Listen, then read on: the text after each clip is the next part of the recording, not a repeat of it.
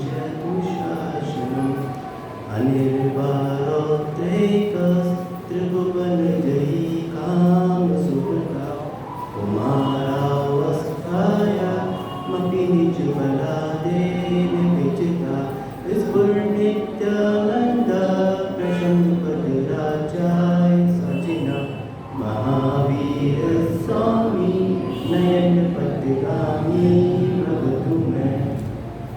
जय बोलिए कलंदर सिद्ध परमेश्वरी भगवान की जय। 1008 श्री आदिनाथ भगवान की जय। मूल नायक श्री पार्शनाथ भगवान की जय। आचार्य भवन 108 विमल सागर जी महाराज की जय। आचार्य भवन 108 विराट सागर जी महाराज की जय। मम योग आचार्य भवन विशुद्ध सागर जी महाराज की जय। ढाई दीप में विराजमान 3 कम 9 कोटि मुनिराजों की जय। अहिंसा परमो धर्म की जय।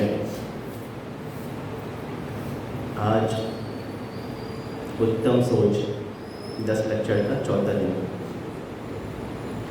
भगवान जिनेंद्र ने वस्तु के स्वरूप को बताया है, वस्तु के धर्म की व्याख्या की है। आत्मा का धर्म शाश्वत है। वस्तु का जो स्वभाव है, वस्तु का जो स्वभाव है वही वस्तु का धर्म है। जिस प्रकार अग्नि का स्वभाव उष्ण, जल का स्वभाव शीतल, उसी प्रकार जीव का स्वभाव चेतना, ज्ञान दर्शन एवं व्यवहार से कहे तो जानना देखना। आज 4 दिन निकल गए। देखा जाए तो कितनी जल्दी पर्यूषण के क्षमा मार्दव आर्दव दिन निकल गए। ये 4 दिन निकल गए, ऐसे ही 10 दिन निकल जाएंगे, ऐसे ही ये महीना और एक साल निकल जाएगा, फिर अगले पर्यूषण आ जाएंगे। तो विचार इस बात पे ना करें ये निकल गए, विचार इस बात पे करें कि प्रति क्षण प्रति पल हमारे आयु के निषेध भी निकल रहे हैं, हमारा आयु कर्व भी कम हो रहा है। इस चीज़ पे विचार करें। पहले क्षमा के दिन हमने क्रोध के त्याग की बात की, फिर मार्दव के दिन हमने अपने मान को त्याग की बात की, फिर आर्जव के दिन हमने अपनी मायाचारी को त्याग करने की बात की, और आज सोच के दिन हम अपनी लोभ को, अपनी आकांक्षाओं को त्याग करके उत्तम सोच धर्म को समझेंगे। सोच का अर्थ सुचिता, पवित्रता, परिणामों की विशुद्धि को सोच कहा गया है। परिणामों की निर्मलता, उसको सुचिता कहा गया है, शुद्ध कहा गया है। इस देह को तो हम हर दिन धोते हैं, हर दिन साफ करते हैं, अच्छा अच्छा खिलाते हैं, अच्छा अच्छा पिलाते हैं, सभी प्रकार के चीज़ें हम इस अपनी देह को देते हैं। नाना प्रकार के इत्र लगा लिए, नाना प्रकार की साबुन आदि कितनी चीज़ें लगाते हैं, लेकिन जो इस देह में विराजमान जो देही है, जो भगवान आत्मा से युक्त है, क्या हमने कभी उसके बारे में विचार किया? शरीर की शुद्धि तो हमने लाखों बार करी है, हर दिन करते हैं, प्रतिपल करते हैं। क्या कभी चित्त की शुद्धि का विचार करा? अपने मन के परिणामों को शुद्ध करने का विचार करा? निश्चेतन भगवान आत्मा का विचार करा? भैया, धूप से तो चीज़ शुद्ध हो जाती है, अग्नि से शुद्ध हो जाती है, जल से शुद्ध हो जाती है, लेकिन ये आत्मा हमारे माँ जिनवाणी का स्नान करके ही शुद्ध होती है। माताओं, आप लोग पूजा करते हो, सब चीज़ें करते हो, लेकिन 5 मिनट अपना समय निकाल के, 5 मिनट अपना समय निकाल के स्वाध्याय भी अवश्य किया करें। पूजा को पढ़ लेना, 3 पूजा 4 पूजा, भले ही 1 पूजा कम हो जाए, चाहे एक ही पूजा हो, लेकिन जो भी करें अर्थ समझ के करें, अर्थ पढ़ के करें। रत्तू तोता की तरह नहीं 4 कर ली 5 कर ली, उसका फल नहीं मिलेगा। जितना हम समझ के करेंगे, पूजा में ही आपका स्वाध्याय हो जाता है। अब बात हम चित्त की शुद्धता के लिए कर रहे थे। चित्त की शुद्धता तभी संभव है जब हम अपने आकांक्षाओं को विराम देंगे। जब जब आकांक्षाएं होगी, जब जब डिज़ायर होगा, कुछ चीज़ का राग होगा, जब जब चित्त की शुद्धता संभव नहीं है। ऐसा कहा जाता है विशुद्धि का घातक का कोई कारण है तो वह आकांक्षा है, समस्त दुख का कोई कारण है तो वह आकांक्षा है। सभी प्रकार के पाप का, परिग्रह का मूल कारण देखा जाए तो एक दूसरे के प्रति आकांक्षा है। राकेश भैया, 3 प्रकार की आकांक्षा है, विचार करना इस बात पे। धन की आकांक्षा, काम की आकांक्षा और ख्याति की आकांक्षा। धन, काम, ख्याति, इन 3 आकांक्षाओं पर कोई विचार करना। मूल रूप से व्यक्ति को धन, ख्याति और काम, अगर ये आकांक्षा नहीं हो तो व्यक्ति परमात्मा पद को प्राप्त कर ले। संपूर्ण ये 3 आकांक्षाएं हमें सत्यार्थ का बोध नहीं होने दे रही, भूतार्थ का बोध नहीं होने दे रही। समस्त संपूर्ण परिग्रह की जड़, सुचिता समझ रहे हैं ना आज, तो परिग्रह को समझना पड़ेगा। संपूर्ण परिग्रह की जड़ आकांक्षा है। जब हम आचार्यों ने 24 प्रकार के परिग्रह को बताया है, 24 प्रकार के परिग्रह कौन कौन से मालूम है आपको? बोलिए। बहुत बढ़िया। इसी 24 प्रकार के परिग्रह को अंतरंग परिग्रह और बहिरंग परिग्रह में बांटा गया है। जब हम बहिरंग परिग्रह की बात करते हैं, जो क्षेत्र, वास्तु, विरण, सुवर्ण, धन, दान, दासी, दास, कुप्य, इस प्रकार के ये बहिरंग परिग्रह आता है। बहिरंग परिग्रह तो हम सब लोग देख लेते हैं, समझ लेते हैं, जानते हैं। क्षेत्र का परिग्रह, वस्तु का परिग्रह, एक पेन से काम चल जाएगा तब भी 10 पेन चाहिए, एक घर से काम चल जाएगा तब भी 3-4 फ्लैट और चाहिए, एक गाड़ी से काम चल जाएगा। कितनी आकांक्षाएं हमारे मन में भरी हुई है। कितना भैया, आप इस द्रव्य को भी खरीदने जा रहे हैं ना, तो इसमें भी हिंसा है। आप गहराई में उतरेंगे तो ये द्रव्य भी बना है तो हिंसा से बना हुआ है। कितनी चीज़ों को खोदा होगा। गाड़ी खरीदते जा रहे, गाड़ी खरीदी, एक से काम चलता है लेकिन 2-3 गाड़ियाँ ले ली, ये क्या है? उससे जो होने वाला पाप है उसके बारे में तो विचार करिए। ऐसे 10 प्रकार के बहिरंग परिग्रह हैं, सोना, चांदी इत्यादि आदि। जब हम अंतरंग परिग्रह में आते हैं तो दर्शन मोहिनी और चारित्र मोहिनी में आते हैं। जब चारित्र मोहिनी में आते हैं तो 16 कसाय और आकसाय आती है। 16 कसाय कैसे आती है? अनंतानुबंधी, अप्रत्याख्यान, प्रत्याख्यान, संचलन, और इसी में क्रोध, मान, माया, लोभ आती जाती है। और जब हम आकसाय की बात करते हैं तो हास्य, रति, अरति, शोक, भय, जुगुप्सा, स्त्रीवेद, पुरुषवेद, नपुंसकवेद, ये भी 9 कसाय है। जब तक हम अंतरंग कसाय को नहीं समझेंगे भैया, कसाय स्थान को नहीं समझेंगे, परिग्रह स्थान को नहीं समझेंगे, तो हम आत्मा की सुचिता की बात कैसे करेंगे, परिग्रह त्याग की बात कैसे करेंगे? और जब दर्शन मोहिनी में आते हैं, ये परिग्रह है, इनको कसाय लगता है, ये भी मोक्ष जाने में बाधा है, ये जीव का अंतरंग परिग्रह है। जब दर्शन मोहिनी परिग्रह में बात आते हैं तो सर्वघाती और देशघाती। सर्वघाती में मिथ्यात्व और सम्यक मिथ्यात्व, सबसे बड़ा मिथ्यात्व को परिग्रह कहा गया है मानवीय। सबसे मूल अगर परिग्रह है मिथ्यात्व, गलत मान्यता, गलत सोच, कुधर्म, कुदेव, कुशास्त्र, श्रद्धान। जीवन में भैया कुछ कर सको तो मात्र सम्यक दर्शन को अगर आपने इस समय प्राप्त नहीं किया तो ये विश्वास मानना, ये जन्म आपका वेस्ट रहा, निरता की रहा। सम्यक मिथ्यात्व, इधर भी नमस्कार कर रहे हैं और उधर भी नमस्कार कर रहे हैं, आपको सम्यक ही नहीं है, आपकी आस्था ही नहीं है, सब जगह आप सिर झुका रहे हैं। ये सम्यक मिथ्या, सम्यक भी और मिथ्यात्व भी। और जब देशघाती में आते हैं तो सम्यक प्रकृति आती है, जो किसी विशेष मूर्ति को मान लेना, नहीं मैं तो उसी मूर्ति पे करूँगा, नहीं मैं तो ऊपर ही करूँगा। जब 24 तीर्थंकर है, सबके समान गुण है, तो किसी एक को मानना भी ये सूक्ष्म मिथ्यात्व में आता है। इन परिग्रह को जानना, कसाय स्थान को जानना, लोभ स्थान को जानना, क्योंकि जब तक हम अंतरंग और बहिरंग परिग्रह को भी जानेंगे तो अपना पुरुषार्थ कायम करेंगे, अपने इनको नष्ट करने का प्रयास कैसे करेंगे, इसलिए इनको जानना बहुत जरूरी है भैया। अगर महावीर की बात ना मान सको, महावीर ने कहा इस दुनिया में माया ना मेरा ना तेरा। श्री राम ने भी कहा, हे भरत ये संपत्ति दुख का ही कारण है, तो मेरी संपत्ति भी तुम्हारी ना मेरी, ये तुम रखो। और पांडवों ने क्या कहा, मेरा तो मेरा, तेरा तो तेरा। और कौरवों ने क्या कहा था, मेरा तेरा भी मेरा और मेरा तो मेरा है ही। कम से कम भैया महावीर की बात नहीं मान सको, श्री राम की बात नहीं मान सको तो पांडवों की बात मान लेना, तेरा भी तो तेरा और मेरा तो मेरा। लेकिन होता क्या है, बात तो हम आगे की करते हैं लेकिन कार्य हम कौन के करते हैं, कौरवों के। तेरा भी मेरा और मेरा तो मेरा है ही। इस चीज़ में विचार करें कि इस लोक में किंचित मात्र भी कोई वस्तु, ऐसी कोई वस्तु है जो मेरी है, गमन के बाद, मेरी मृत्यु के बाद मेरे साथ जाएगी, ऐसे कोई है? परमाणु मात्र भी, किंचित मात्र भी राकेश भैया मेरा इसमें कुछ भी नहीं है। एक चीज़ भी अगर कोई जाए, मेरा मैं ये लेके जाऊंगा, ऐसे सिकंदर का उदाहरण पड़ा, 32 वर्ष की पूरी दुनिया जुटी लेकिन आखिरी समय दोनों हाथ खोल के, परमाणु मात्र भी मेरा नहीं है। मैं एक था, एक हूँ और एक ही रहूँगा।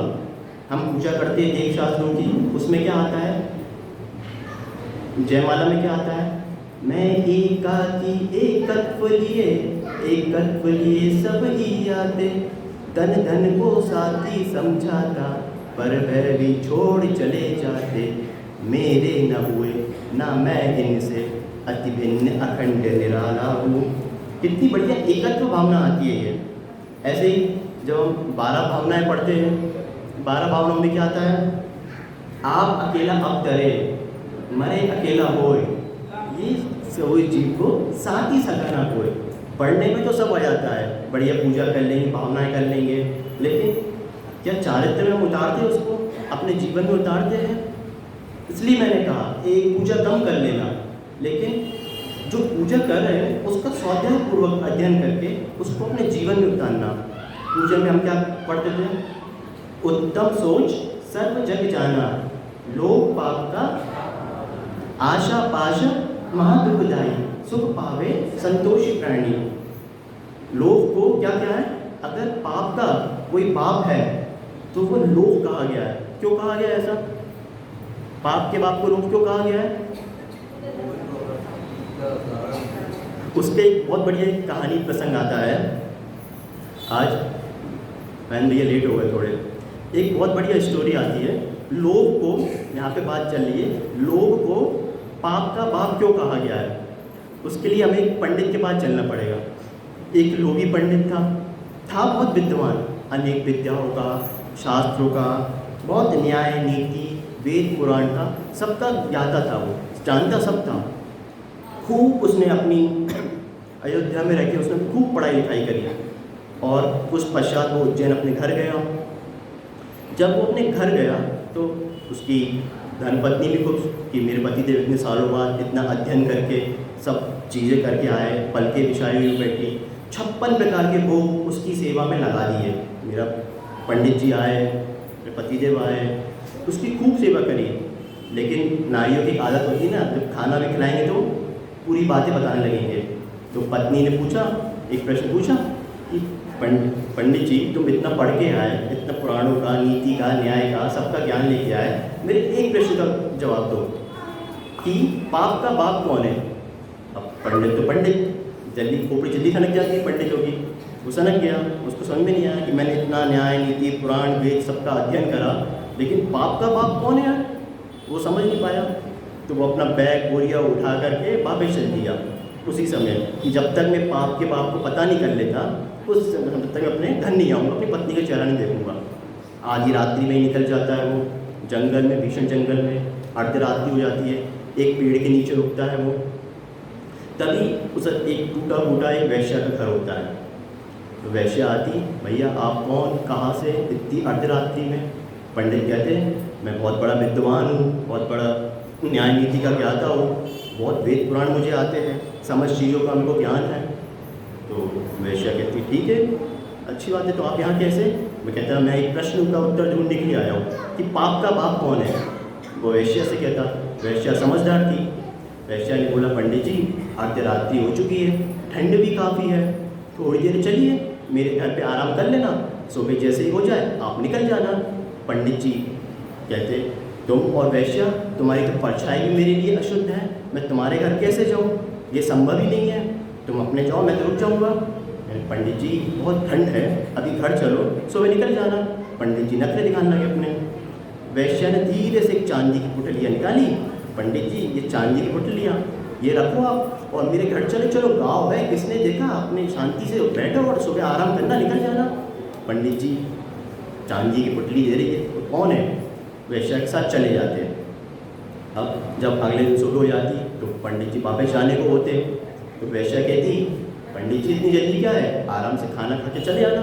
पंडित जी भड़क गए, तू और वैश्या, मैं तेरे हाथ का खाना खाऊंगा, मैं तो तेरा पानी भी नहीं छू, तू और मेरा धर्म भ्रष्ट करेगी, ऐसा हो नहीं सकता, मैं और तेरे हाथ का खाना खाऊं, ये असंभव है।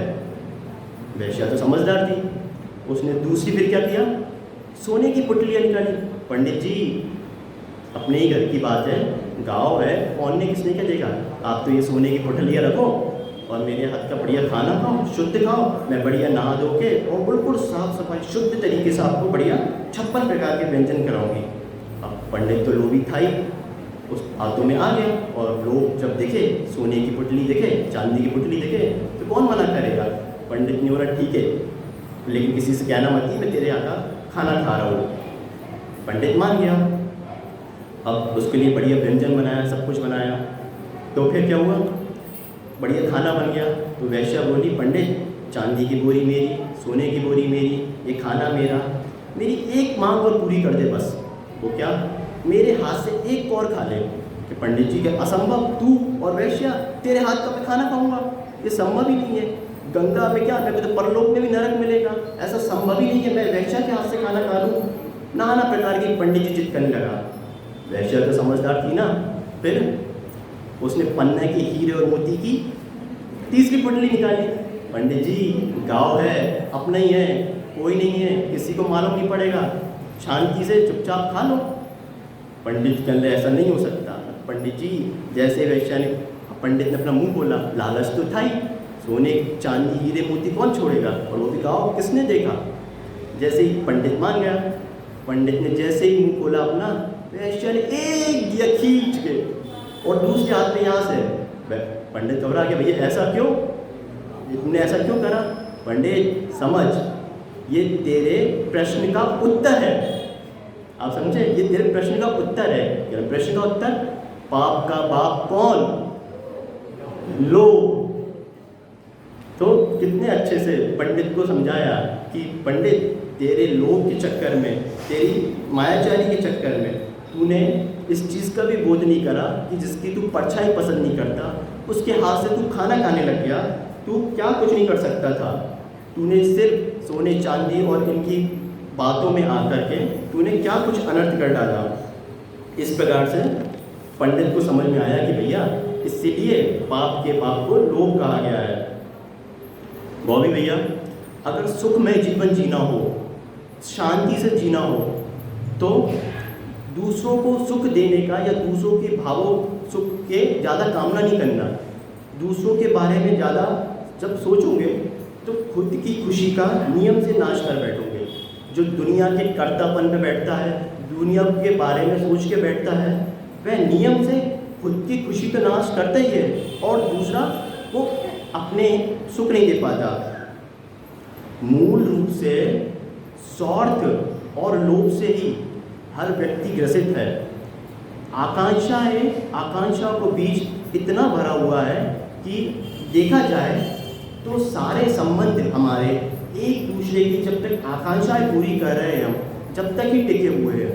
चाहे आप किसी से भी लगा लीजिए, अपनी पत्नी से लगा लीजिए, अपने बेटे से लगा लीजिए, जब तक ही आप इनकी इच्छा पूरी कर रहे हैं, इनकी मांग पूरी कर रहे हैं, इनकी सब ग्रगृति बना के दे रहे हैं, तब तक ही आपके संबंध है। नहीं है तो ऐसा कभी करके देखना, नवीन भैया, ऐसा कभी करके देखना। एक दिन मना कर देना कि आज मेरे में व्यवस्था नहीं है, मैं हर महीने के राशि नहीं दे पाऊँगा जो देता हूँ। फिर आपको वस्तु के स्वरूप का मालूम पड़ेगा कि वो संबंध काय किस दौर पे था, इस मात्र पे कि हम एक दूसरे की आकांक्षा को पूरा करते हैं, एक दूसरे की लोभ वृत्ति को पूरी करते हैं। इसी बात पे भैया, जिस दिन इच्छा पूरी बंद कर दोगे उस दिन आपको वस्तु के स्वरूप का बोध हो जाएगा और फिर सीधे मुनि महाराज ही दिखेंगे। अगर देखा जाए बॉबी भैया, काम की इच्छा ना होती तो किसी का ज़िंदगी भर काम नहीं करना पड़ता। समझ गए ना, गहरी बात है। अगर काम की इच्छा नहीं होती तो धन्य हो भैया, ऐसी युवा अवस्था में भी 19-20 साल के अपने काम, अपना परिग्रह, अपना लोभ सब कुछ छोड़ के आए, सब कुछ त्याग करके आए। ये इकलौते लड़के हैं अपने माँ बाप के। इस अवस्था में उन्होंने अपना ब्रह्मचर्य व्रत स्वीकारा, प्रतिमा ली। क्यों? मन में परिग्रह होता, लोभ होता, काम होता तो क्या ये संभव था? क्या हम छोड़ के आ पाते? किस चीज़ की कमी थी? और इकलौता कोई हो तो वैसे ही इतना राग होता है, उसके बाद भी इतनी घर गृहस्थी को त्याग करना। एकमात्र उत्तम शुचिता को जिसने समझा है, शुद्धता को, विशुद्धि को समझा है, वही ये त्याग कर सकता है। जब तक कर्तापन की बुद्धि को नहीं छोड़ेंगे, एक दूसरे को हम कर्ता मान के बैठे कि मेरा बेटा कैसे खाएगा, मेरी पत्नी कैसे चलेगी, ये सबसे बड़ा जीव का मिथ्यात्व है। ना हमारे भगवान करता है, हमारे भगवान करता है कि ज्ञाता है? करता है ना, भगवान करता है, भगवान हमारे करते हैं ना, सब चीज़ भगवान ने तो दी हमें। क्यों? जब हमारे भगवान करता नहीं है, वो मात्र ज्ञाता है, वो बता सकते, वस्तु का स्वरूप बताया है, लेकिन किसी के करता नहीं है, किसी को सुख दुख नहीं देते। वह तो वीतरागी है, सर्वज्ञ है, हितोपदेशी है, किसी के घर की है, किसी के भक्त का थोड़ी नहीं करते, वह वस्तु का स्वरूप बताते हैं। ये जब तक कर्तापन की, मैं बेटे का करता हूँ, मैं अपने परिवार का करता हूँ, जब तक हम इन चीज़ों को नहीं त्यागेंगे, जब तक नवीन भैया, जब तक ये जड़ बुद्धि नहीं जाएगी कि मेरा परिवार कौन बोलेगा, मेरा गृहस्थी कौन चलाएगा। प्रत्येक जीव अपना पुण्य लेके आता है। शिशु जब गर्भ में आता है तो माँ के आंचल में दूध भी स्वयं में ही आ जाता है, वो उसके पुण्य की निशानी है। इसलिए इस कर्तापन को त्यागे। कोरोना जैसा हमने माँ का ऐसा भीषण समय देखा, डेली बुक कोरोना उदाहरण आता है भैया, कैसे जिन्होंने अपने भोगों की सामग्री जोड़ के रखी थी, कितने प्रकार की धन संचय करके रखा था, क्या हुआ? पूरा फैमिली प्लानिंग, ये इंश्योरेंस और लाइफ इंश्योरेंस बना के रखे थे, फैमिली खत्म हो गई। अब कौन का इंश्योरेंस? क्षणिक पल का भरोसा नहीं है, अगले पल का भरोसा नहीं है, क्या होगा? लेकिन कितनी प्लानिंग, कितनी चीज़ें हम इकट्ठी करके बैठे हैं। अगर वो भी भैया जितना आपने कमाया है उसका अगर आधा भी भोग सको तो अपने आप को बहुत पुण्यशाली मानना। कमा जितना लेते हैं, परिग्रह जितना इकट्ठा कर लेते हैं, उतना हम भोग नहीं पाते हैं। इच्छाएं इतनी कर लेते हैं, उन इच्छाओं में जीवन निकाल लेते हैं, तड़पते हैं, कितना दुख उठाते हैं। बेटे की इच्छा, माताओं की इच्छा, प्रत्येक जीव की इच्छा अनंत है। इतनी सागर की गहराई नहीं होगी जितनी इस जीव की इच्छाओं की गहराई है। और हम क्या करते हैं? तब इच्छाओं में की पूर्ति के लिए अपना जीवन निकाल देते हैं। स्वयं की कम, दूसरे की ज़्यादा लगी रहती है। अगर भैया कोरोना के समय का उदाहरण फिर से आता है, लोगों ने अपनी मानवता को दांव पे लगा के सिर्फ थोड़े से लोभ के चक्कर में, आम रोज का परिणाम, लोभ का समय ना, 10-10 रुपये की दवाई भी 10-10 हज़ार रुपये की बेची है। उसका कारण क्या था? लोभ। एकमात्र जितने ज़्यादा रुपये कमा सकूँ, ऐसे समय में जहाँ मानवता दिखानी थी, जहाँ अपना उत्तम सोच धर्म दिखाना था। लेकिन जब जब लोभ आएगा भैया, उस समय मानवता का घात नियम से होगा। आपने बिचुका को देखा है? बिचुका समझते हो क्या होता है? बिचुका खेत में बनाया जाता है। बहुत बढ़िया। जो खेत में होता है नवीन भैया, वो बिचुका होता है। बिचुका ऐसे ही लोभी व्यक्ति होता है, बोलिए भैया, ऐसे लोभी व्यक्ति होता है। बिचुका ना स्वयं खाता है और ना दूसरे को खाने देता है। इसी प्रकार से लोभी व्यक्ति है, ना स्वयं कुछ करेगा और ना दूसरे को कुछ देगा और ना दूसरे को करने देगा। एक बहुत बढ़िया इंग्लिश में व्याख्यान आता है, there is enough for man's need but not for man's greed. संसार में प्रत्येक साधन बहुत पर्याप्त है मानवता की पूर्ति के लिए, लेकिन मानवताओं की आकांक्षाओं के लिए नहीं, क्योंकि वो तो असीमित है। इस लोभ को त्यागने का मात्र एक ही उपाय है, संतोष, सेटिस्फेक्शन। जब तक हमारे अंदर नहीं होगी, परोपकार की भावना नहीं होगी, समता नहीं होगी। आपको मालूम है हमारे साधु लोग और त्यागी व्यक्ति परिग्रह प्रमाण पत्र क्यों लेते हैं? उसका कारण क्या है? देश का परिग्रह, भूमि का परिग्रह, पैन का परिग्रह, वस्तु का परिग्रह। उसका कारण क्या है? कि जितना ये मेरा सामान है, मैंने इसको ही स्वीकारा है। मेरा मन, मेरे विचार किसी दूसरे द्रव्य पे नहीं जाए। इसलिए मैं इन सब चीज़ों का प्रमाण करता हूँ, इन सब चीज़ें को प्रमाण के लिए कि इतना ही मैंने स्वीकारा है, यही मेरा द्रव्य है। इसीलिए परिग्रह प्रमाण पत्र लिया जाता है। आप लोग भी ले सकते हैं एक गाड़ी का, कम से कम इतना तो ले सकते हैं ना बॉबी भैया, 10 करोड़ से ज़्यादा मैं नहीं कमाऊँगा, ये तो परिग्रह प्रमाण कर सकते हैं ना आप। 5 गाड़ियों से ज़्यादा, 5 कारों से ज़्यादा मैं नहीं रखूँगा, ये प्रमाण तो ले सकते हैं ना। ये प्रमाण भी ले लोगे तो बहुत है, कम से कम इससे आपकी दृष्टि, आपकी सोच सीमित हो जाएगी ना। इतना प्रमाण ले लो कि 60 साल तक मैं अपना काम करूँगा, फिर अपने आत्मा के कल्याण करूँगा, एक समय तक मैं इनके लिए करूँगा, ये मेरा प्रमाण है। फिर मैं अपने लिए करूँगा, दिन के लिए भैया कितना भी दूसरे के लिए कर लो, अंत में एक बात सुनने की ज़रूर मिलेगी, आपने किया क्या हमारे लिए। जब ये सुनने को ही मिलना है तो फिर आप ही विचार करो कि क्या करना चाहिए। मोक्ष जाने की भी अगर आकांक्षा होगी ना तो वह जीव मोक्ष नहीं जा पाएगा, क्योंकि आकांक्षा कर्म को बांधती है। बंध का अगर कोई मूल कारण है तो वह आकांक्षा है। जब जब आकांक्षा होगी तब तक दुख होगा, क्योंकि आकांक्षाओं की पूर्ति नहीं होगी तो क्या होगा। कोई नहीं किसी आकांक्षा करी, माताओं ने आकांक्षा करी कि हमें यहाँ घुमाने ले चलना, हमारी साड़ी ले आना, हमको हमारी ऐसी व्यवस्था कर देना, मैं मायके जा रही हूँ तो द्रव्य की आवश्यकता है। जब जब जीव की आकांक्षाएं नहीं होगी तब तब उसको क्रोध आएगा, और क्रोधी व्यक्ति आगे नहीं देखता कि उसको क्या करना है। जैसे हमने पहले चर्चा करी ना, हमारे मूल अगर संबंधों की गहराई में जाए तो आकांक्षा ही है। अगर मन में काम की आकांक्षा नहीं होती तो जीवन भर किसी का काम नहीं करना पड़ता। धन्य हो ऐसे निर्गंत साधु संत, हमारे संग में भी ऐसे कितने। आचार्य शिव आप जानते ही हैं, वो हमेशा बाल जो युवा है, अविवाहित है, बाल ब्रह्मचारी, ऐसे लोगों को दीक्षा शिक्षा देते। क्यों? उन्हें मालूम है ये जीव के मन में आकांक्षाएं नहीं है, काम नहीं है।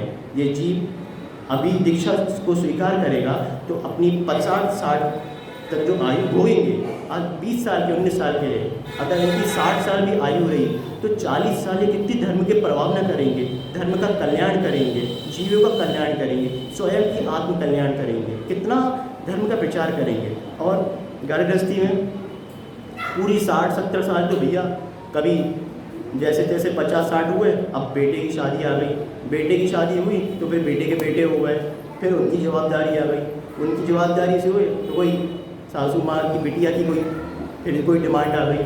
जीवन भर, जीवन पूरा ऐसे ही निकल जाता है एक दूसरे की इच्छा पूरी करने में, क्योंकि आकांक्षाओं की सीमा नहीं है, लोभ की सीमा नहीं है, और उत्तम शुचिता, उत्तम शुद्ध धर्म को हमने समझा नहीं है। आज का भैया समीचीन धर्म उपदेश यही है कि अपनी विशुद्ध परिणाम को धारण करके, अपने आत्मस्वरूप को समझ के, अपने आप को जान के, क्या हेय है, क्या उपादेय है, मेरी आत्मा के लिए क्या कल्याणकारी है, इसका ज्ञान हासिल करके, सम्यक दर्शन को जान करके, सम्यक चारित्र और सम्यक दर्शन को जान के ज्ञान की उपासना करें और चारित्र को धारण करें। जय बोलिए भगवान महावीर स्वामी की जय, आचार्य ब्रह्मेश्वर सागर महाराज की जय।